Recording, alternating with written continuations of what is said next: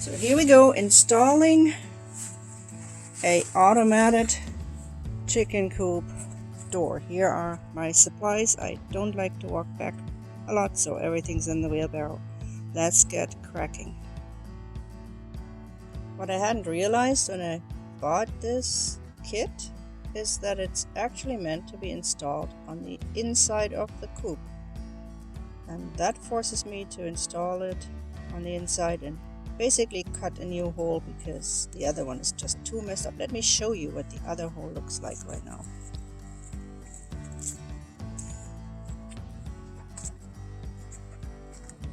This is completely rutted out. The bottom here is rutted out. I created the track to have the door slide in and somewhat predator proof it, but this is not forever. So let's hope we get this done today and get it better.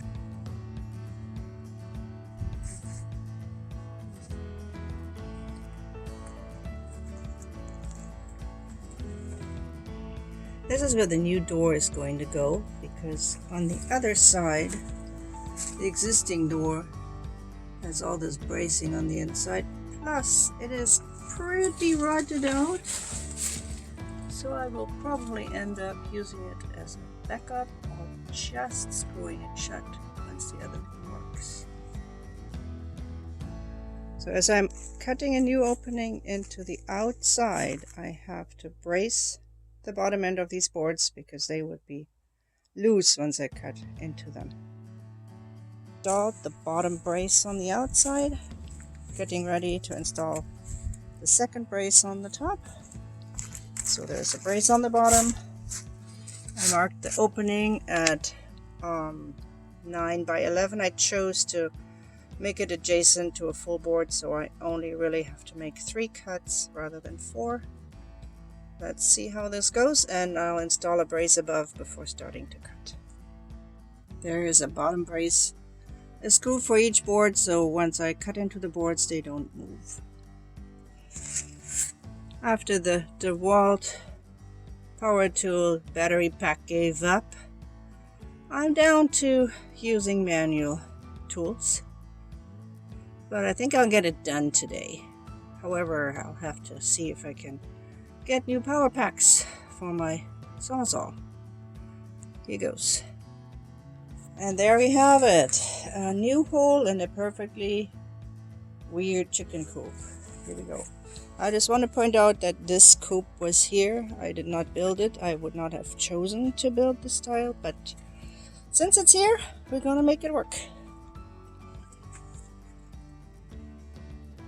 If you have an idea how I can fix these nest boxes so they don't sleep and poop in them, put it in the comments below. Next up, installing the tracks.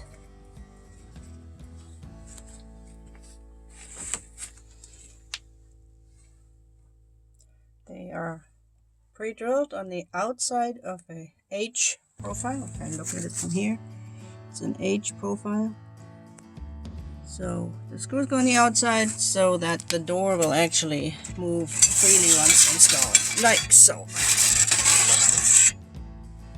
Now I have to just figure out how much I want this to extend on the bottom. Yeah, probably like that. Alright. During your install, you want to make sure that those tracks are absolutely parallel, because if they aren't, your door will bind. I had to reset my screws a couple times, because if this is off, it wouldn't close. Because gravity needs to be able to pull this down. And I think success. I like it. Now the actuator is in, and without power, the door is open. And here is the controller. I installed it right at eye height, so it's going to be easy to pop in here and make adjustments as needed. 4 screws just went in the 4 corners. This thing is not going anywhere. Next up, light sensor. That is somewhere in my box here, there is the light sensor. It should go somewhere in a south facing wall, maybe right here. See what I can do about that.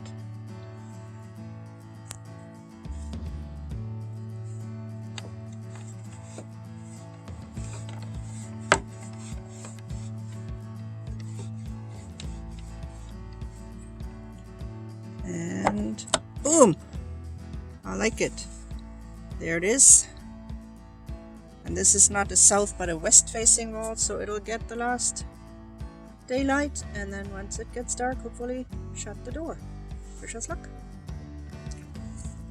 Routing the cables out of the way.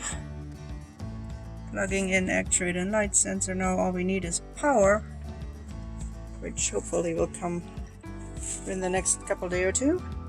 For now I'll have to just close it manually. This will have to do until I can get my power supply up and running. On the outside looks like this. And now I'm gonna just build a little rain roof. And voila! It's not pretty, but it will work. Here's our rain cover for the Coop door. I may want to cut those corners of the bracing down so they don't rot, but I'll wait till I have new batteries for my saw. That's it for today.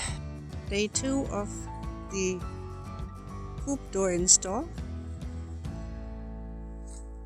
Paul found a 18-volt solar panel, and he went and got an ammo box from Harbor Freight and a charge controller. Both are housed in there.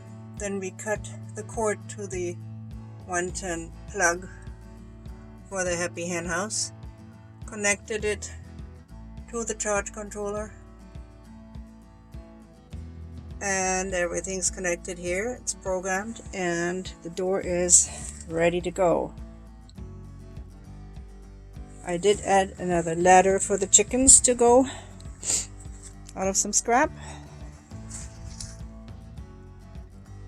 And now we're hoping for them to use this tonight. We will see. I want to see the door in action. Oh, best way to do this is to set this up here somehow. Park you here and run a test.